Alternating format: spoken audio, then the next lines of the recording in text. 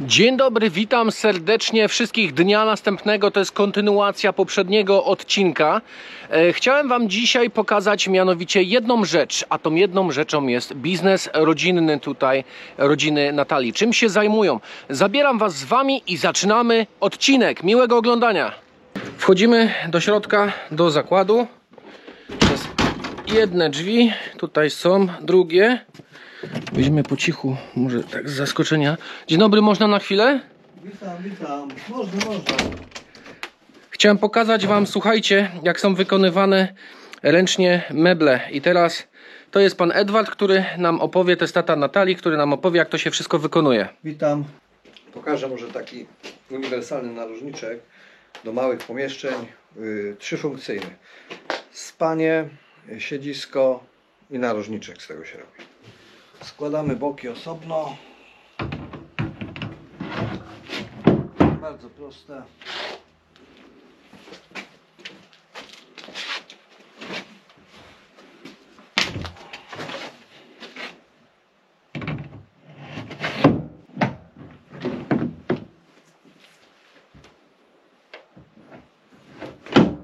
To są oparcia.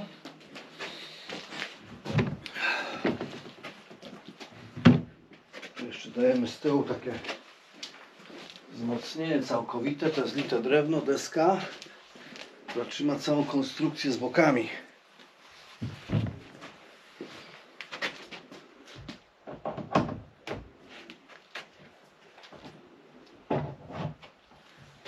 No, to jest wtedy stabilne. I tak teraz tu są pojemniczki, można coś schować sobie, boki inne, tak nie. I robimy spanie.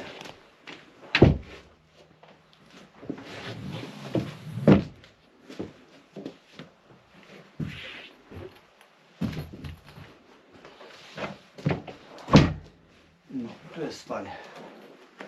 Dosyć duży jak na mały narożnik, 150 na 2 metry, wymiar dowolny. No i składamy z powrotem.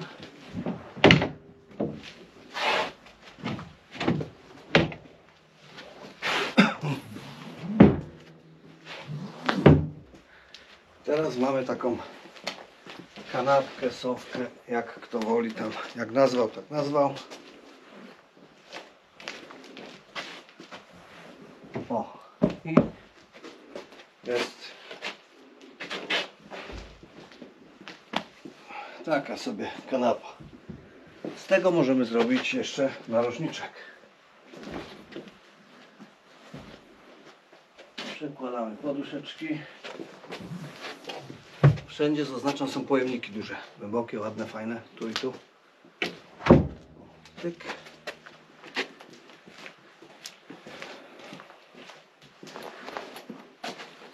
Tutaj jest to wypełnienie, którego nam brakowało, jak poduszki przyjdą.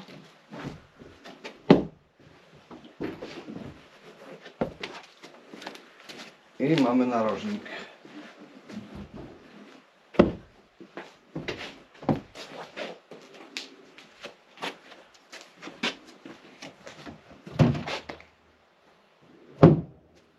I tak to mniej więcej wygląda. Teraz pokażę Wam, jak tutaj robi się ten profil oparciowy i pan Edward nam tutaj ładnie to pokaże, co będzie wykonane właśnie z takiego profilu oparciowego, nie? Mamy takie dwie części. Wykonuje to firma na specjalnych maszynach. Jest wszystko idealnie, dokładnie nacięte. I kleimy tutaj w ten sposób, może żeby było widać. O, tak, dokładamy.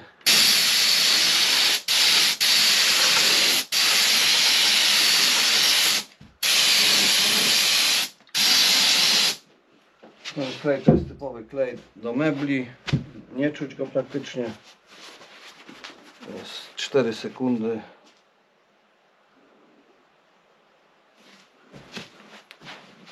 O, i to już jest praktycznie profil. Jest to bardzo mocne, już nie idzie tego nawet rozerwać. No i teraz na taki profil zakładamy właśnie tak uszyty materiał. W zależności jak klient sobie życzy, czy chce 3 poduszki, czy jedną długą, czy akurat tu są 2, nie? No i tak to by wyglądało. Jeśli chodzi o wymiary, robimy też różne wymiary. Możemy go troszeczkę przedłużyć, skrócić podkącik, mniejsze boczki. No takie rzemieślnicze wykonanie, no robi się wszystko. Duże firmy raczej się w to nie bawią. No akurat na duże sklepy dajemy i te sklepy tam przychodzą klienci, którzy mają takie wymagania i no i tak po prostu pod klienta to zamawiane jest. A tu sobie tak przychodzę, tu mam spokój, taką naturę. Nie ma hałasu, bo to jest w dołku, cały dźwięk idzie górą. No i tak to wygląda u mnie. Też również dziękuję i miłego dnia życzę. Kochani, lecimy teraz do miejscowości, która nazywa się Stobnica. Jedziemy zobaczyć zamek Kulczyka, czy Kluczyka, cokolwiek kto mówi. I mam nadzieję, że tam idzie się jakoś dostać. No pogoda się trochę spierdzieliła, nie ma już tak pięknie jak wczoraj, ale myślę, że damy radę. Ja sobie tutaj włożyłem okulary w czapkę. Natalia mówi, że wyglądam jak narciarz. Także zbieramy się i lecimy, bo chciałem to sam zobaczyć i chciałem wam pokazać to, tak z bliska. Przepraszam za spóźnienie. Tak pokręcasz, to się spóźnia. To pędzimy w drogę, w przygodę. Tak to wygląda z pozycji kierowcy Omikrona. Zobaczcie, Arkadiusz teraz kieruje. Zostało jakieś 33 km do celu, do zamku Stobnica. I co jest ciekawe, słuchajcie, sprawdziłem i nawigacja prowadzi mnie nie do samego zamku. Nie wiem jak tam się dostać, nie wiem jak tam będzie można wejść. Może złapiemy kogoś lokalnego, który nam powie, w jaki sposób mamy tam dotrzeć do środka. Nie wiem, czy będzie tam jakakolwiek droga. Możliwe, że coś tam, jakąś drogę zrobili, wycinkę jakąś i można się będzie przedostać. Jeżeli będzie trzeba, to zrobimy to na piechotę, zostawimy samochód. Jeżeli będzie można przejechać, to przejedziemy, ale z chęcią dostałbym się do środka, żeby pokazać, jak to wygląda w środku. Nawet jeżeli ktoś by tego pilnował i by był w stanie to udostępnić, byłoby bardzo miło. Zobaczymy jak wyjdzie. No mam nadzieję, że po prostu będzie taka możliwość, bo wydaje się to mega interesujące i wygląda to na naprawdę ogromny obiekt. Dojeżdża się tutaj jakąś drogą, zostało jakieś niecałe 600 metrów, a już jesteśmy właśnie w Stobnicy. Tutaj widzę, jacyś ludzie już są, ale podejrzewam, że co oni tu robią? A się zapytamy, podjedziemy. Dzień dobry. Ja mam pytanie tutaj do tego zamku, to dobrze jedziemy, nie? Tam jest jakiś bezpośredni dojazd? My nie wiemy. Aha. My nie stąd. A ogólnie co robicie z takim tym? Co to jest? Kabel energetyczny. Co to jest? Kabel energetyczny. Aha. Fajne, ciekawe. Ja właśnie z drona chcę sobie pofilmować trochę ten zamek i się tak zastanawiałem, czy tam coś jest. No wie pan co, my tutaj przez drzewa widzieliśmy tam kawałek dalej ten zamek, ale to wszystko jest ogrodzone i... Aha. Dobra, zaraz będziemy szukać. Jakby co uda mi się sfilmować, to zapraszam na kanał Polishman Travel. Możecie sobie obejrzeć jakby było, nie? A pan nas nagrywa? Nie, nagrywam tutaj. Nie, broń Boże, nie. Dziękować. Pan nas nagrywa? Nie, pan nie nagrywa bez pozwolenia. Jak gdzieś podjeżdża i pyta, to nie nagrywa. Ale trzepie tutaj na tej drodze. Ale jedziemy autem terenowym, także jest ładnie i przyjemnie i miękko. A tutaj widzę, jest taki lasek jeszcze. I może, nie no, tu akurat jest cmentarz, ale wcześniej był lasek. To może jakieś grzyby rosną. A chciałbym się wybrać, znaleźć jakiegoś grzyba jeszcze, póki nie piździ, nie jest tak zimno. Zobaczcie, ogrodzone to wszystko jest. Jakby tu jakiś obóz koncentracyjny miał być. Ale już nie pierwszy raz widziałem ten Solid Security. To jest ta ochrona, nie? Jestem na miejscu. Mamy tutaj taką planszę. Zobaczcie, Stobnica, ścieżka edukacyjna. Ale tutaj to jest zamknięte. Jest tu taka furtka, kłódka wisi. Fajnie to może wyglądać, to już jest prawie, że gotowe na to wygląda. Teren monitorowany nawet jest tutaj znak, no fajnie. Szkoda, że nie można się dostać, idziemy tam zapytać, może tam ktoś jest. Bo ogólnie tam jakieś auto stoi, chyba ktoś w tym aucie tam siedzi. I warto spytać, jak już tutaj jesteśmy. A może nawet jeżeli nas nie wpuszczą do środka, to można się zapytać, z którego miejsca by było sfilmować najlepiej ten zamek, nie? Także tutaj zaraz zadzwonimy. Tu jest domofon. Może ktoś odbierze. Ale tam ktoś jest w tym aucie, zaraz się spytamy. Może ktoś przyjdzie do nas. Dzwonimy. Czy jest ktoś w domu? Sytuacja kreuje się następująco.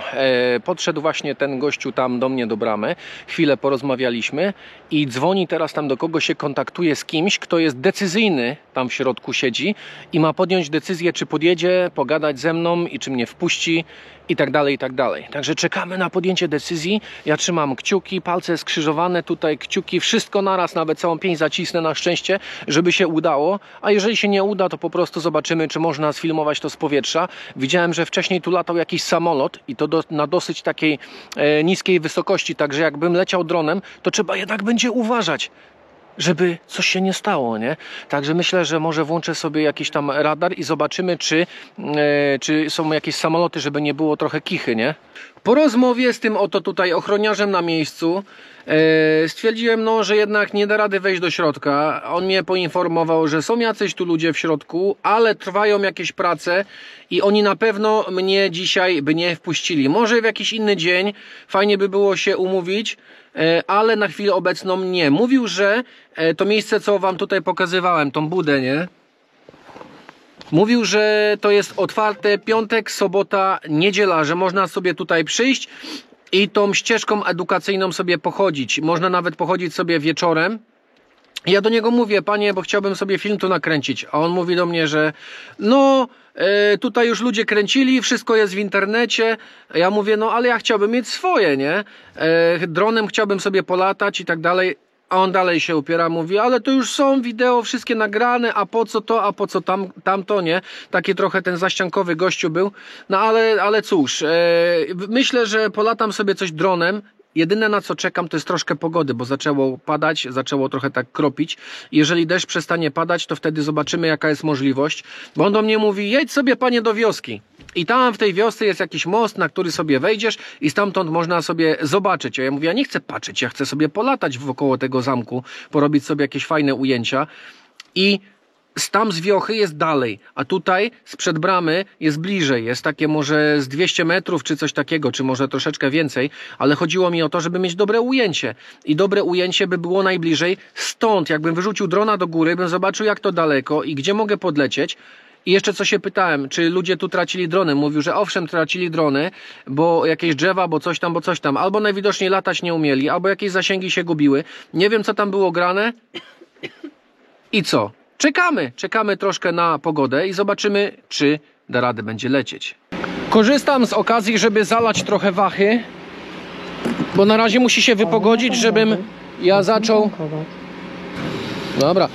Musi się wypogodzić, żebym ja zaczął w ogóle latać dronem, także na razie czekamy i zobaczymy, co to wyjdzie, nie?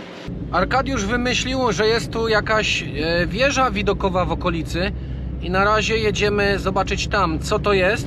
Jeszcze zostało jakiś kilometr. Widzicie, taka droga utwardzona, jakieś tutaj są podkłady zrobione, że się idealnie jedzie. Prowadzi przez las ta droga i zobaczymy, co to za wieżyczka jest, czy można tam będzie wejść i czy z niej będzie jakiś fajny widok.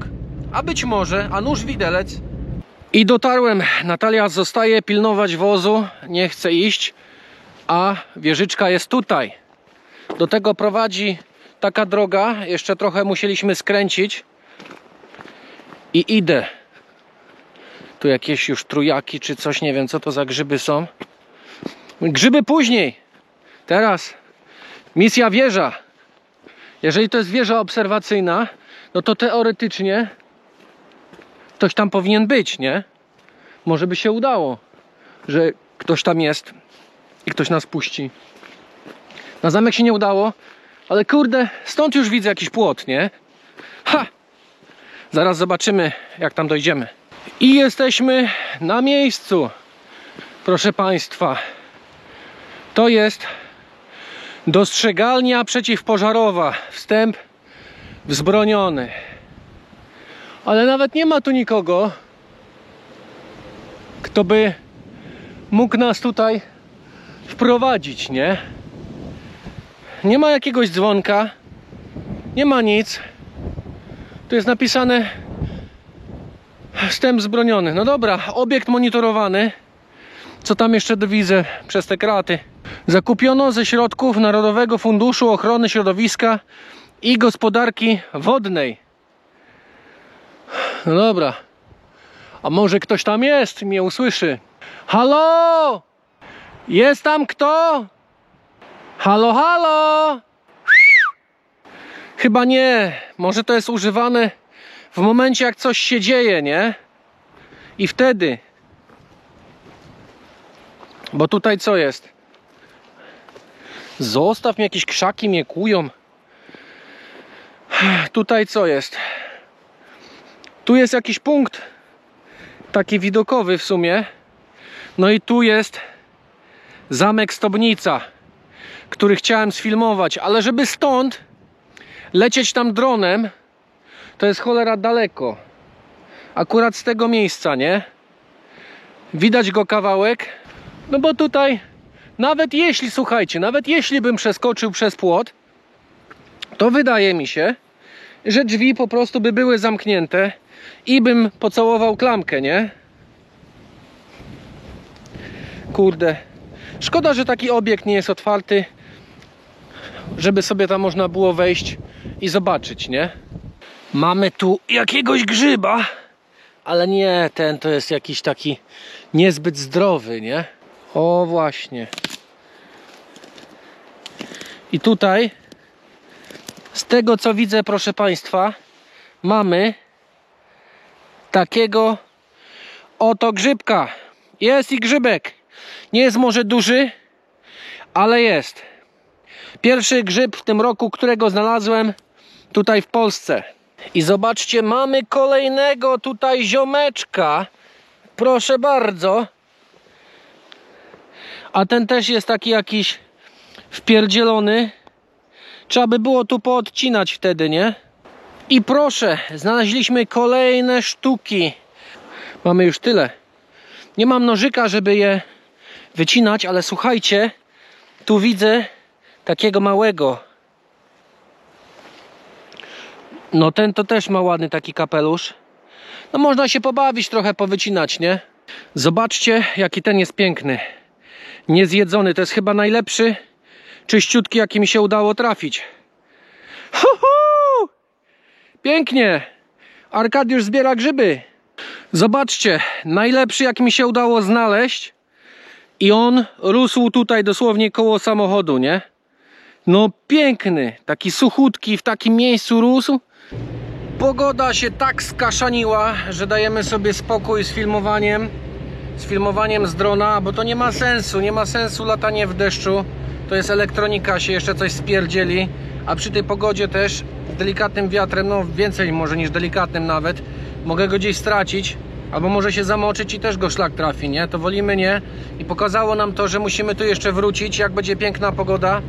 Także myślę, że powinniśmy to uczynić tak, jak najlepiej możemy, czyli zrobić tak, jak będzie sucho, nie? A teraz jadę w poszukiwaniu worka, bo nie mam nic na te grzyby, żeby one tak nie latały gdzieś luzem i trzeba je spakować. I nie zapominajcie jeszcze o jednej rzeczy. Obiecałem zrobić tą zupę pomidorową. Ona jest zrobiona, już wczoraj wieczorem ją zrobiłem.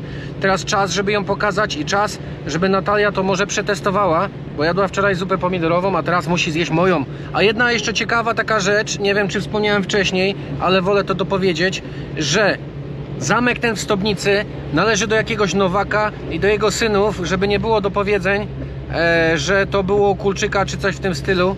Sprawdziłem to w necie i to jest taka oficjalna informacja, że tym właścicielem tej posesji, tym zamkiem zarządza Nowak. Z tych Nowaków? Nie wiadomo jaki to Nowak. Nie chce mi się dalej szukać. Jakiś gość. Stoimy, czerwone światło, jeszcze 15 sekund. Chcę znaleźć jedno miejsce. Jak jechaliśmy w pierwszą tą stronę, to było miejsce, gdzie była jakaś grochówka przy torach. I coś mi się zamarzyło, czy to jest taka grochówka jak za dawnych lat, gdzieś z bułą i z mięchem w środku, w takim zajeździe, nie? I coś takiego chciałbym pokazać i sam zobaczyć, czy jeszcze takie coś istnieje w tych czasach. I dojechaliśmy prawie że na miejsce. Wyczaiłem, jest grochówka przy przejeździe kolejowym, to się miejsce nazywa. I właśnie docieramy tutaj, tylko będziemy musieli gdzieś tu skręcić. Gdzie to jest? Tutaj. Zajeżdżamy więc. A tam pusto, nie ma. Zamknięte. Szlak. Patrzcie. Zamknięte jest. I tyle po grochówce. Dobra była, pyszna. Robimy postój. Nie mogłem tej grochówki zjeść i wpadł mi do głowy pomysł schabowy. Nacisłem jakąś restaurację, która była w okolicy i wyskoczyło. To włazimy. Już stąd widzę, że to jest restauracja, także zjemy coś zaraz i wchodzimy. Dzień dobry. Stolik dla dwóch? Dziękuję. Możecie sobie zobaczyć, jak to w środku wygląda. I tutaj od razu na wierzchu są jakieś ciasta. To siadamy i zaraz sobie coś zamówimy. Ja już widzę dla mnie opcję i to jest kotlet schabowy z kością. A ty co zamówiłaś? Ja dzisiaj spróbuję makaron z łososiem. Nawet tutaj podglądam już sobie i każda opinia jest bardzo dobra. Także czekamy na jedzonko. Tak powinien wyglądać mój schabowy. Wjechała taka przystaweczka. Zobaczcie. I zobaczcie, makaron Natalii tak wygląda. A tu jest mój schabowy. Ziemniaki. I tutaj kapusta z boczkiem. Zajadamy, zabieramy się za to. Nie ma co czekać. Smacznego. Jak coś zajadacie oczywiście. Słuchajcie, naprawdę mi smakowało i wchodzimy na kuchnię tam do chłopaków. Robimy wjazd z podziękowaniami. Tutaj. Super, chłopaki, dziękuję. Naprawdę było pyszne, dobra robota. I będziecie u mnie na kanale, na odcinku. Kanał się nazywa Polishman Travel. Super jedzenie, naprawdę. Dziękuję, chłopaki. Dobra robota. Dzięki. Jestem już na zewnątrz i słuchajcie, jeżeli byście chcieli przyjechać, zjeść coś dobrego, my tu przypadkiem w sumie wpadliśmy z trasy, jechaliśmy i mi się tak wklepało, nie? Także jeżeli chcecie zjeść coś pysznego, a jesteście tu w okolicy, to wpadajcie i miejsce nazywa się Nowakowski and Skitek. Słuchajcie, ziomeczki, gościu, ten pan Piotr, cały właściciel, uścisnąłem mu rękę i powiedziałem, że naprawdę dobre jedzenie ma. Był zdziwiony, że chcesz zajrzeć na kuchnię do chłopaków i podziękować im, bo robią świetną robotę, bo naprawdę robią. Chłopaki umią gotować i wiedzą, co robią. Wpadajcie, Nowakowski and Skitek, a my jedziemy dalej. Teraz zmiana kierowcy, Natalia prowadzi, a tak w ogóle, słuchajcie, ziomeczki, odjeżdża mi z Kubana. Droczy się ze mną. A tak w ogóle, ziomeczki, to impreza w środku tu się zrobiła jakaś. Myśmy zdążyli zamówić, a tu nagle około 50 osób przyjechało. Także dużo ludzi tu przyjeżdża, słuchajcie. I pytałem się jednej kobiety, którą spotkałem. Spotkałem jedną kobietę i ona mi powiedziała, bo ja się jej pytam, czy takie znane miejsce. I ona mi powiedziała, że owszem, to jest bardzo znane miejsce w okolicy i zawsze jedzenie tu jest pyszne i wszyscy tu robią imprezy. Kochanie, jedziemy. W drogę, do babci jedziemy. A słuchajcie, taka jeszcze jedna rzecz. Babcia jest na YouTubie i to będzie też ciekawe, bo też załączę linka i będziecie mogli sobie obejrzeć wywiad z babcią Natalii. Dojechaliśmy do babci, także zachodzimy. Przywitamy się. O, niepotrzebnie furtką czasem. To wchodzimy. Siedzimy sobie przy kawce i poznajcie Natalii babcię. Babcia Maria. Ile ma pani lat? 85. Uwierzylibyście? Jest taka żwawa jak Natalia w tym wieku. Naprawdę. Słuchajcie, jakbyście chcieli obejrzeć wywiad z panią Marią, to wstawię linka gdzieś na ekranie i pod filmem i będziecie mogli sobie posłuchać. Ktokolwiek lubi historię, będzie mógł sobie coś ciekawego posłuchać. Także zapraszam. To ostatnie ujęcie wieczoru. Natalia testuje moją zupę pomidorową i zobaczymy, co się wydarzy. No jak zawsze wszystko jest pyszne. Zupa też jest genialna. Zupa też jest genialna. Tak. Sami widzicie, Arkadiusz zrobił, jest dobre. A jeszcze mamy tutaj takie dwie rzeczy, słuchajcie. Obok zupy jest chlebek bananowy, jest jeszcze pizza. A kto wykonał te rzeczy? Te rzeczy wykonała Ania, jak kojarzycie Anię z odcinków z Tajlandii. A jak nie, to sobie obejrzyjcie. Wejdźcie na kanał i w Duście sekcję Tajlandia. I tam będziecie mogli zobaczyć odcinki nasze wspólne z Tajlandii. Także to by było na tyle. Kończymy naszą dzisiejszą przygodę i zapraszam na następne, a odcinek z dzisiaj już wrzucam niebawem i następne też już są w drodze.